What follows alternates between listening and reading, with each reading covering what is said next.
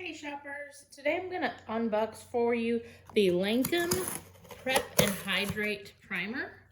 I bought mine from Macy's, so let's go ahead and unbox it, see what it looks like after it's been shipped. I like to do these to give you an idea of what it looks like. Sometimes we look at things online and aren't really sure what it looks like. Alright, so here's the Prep and Hydrate. This is the 25 milliliter, 0.84 ounces. Okay. Heard great things about it, so wanted to try it. Here, let me just kind of show you the size. There you go.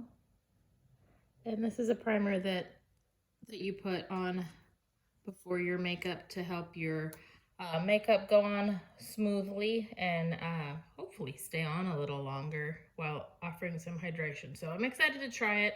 Hope that was helpful. If this is something you're interested in, I'll go ahead and put the link to it in the description.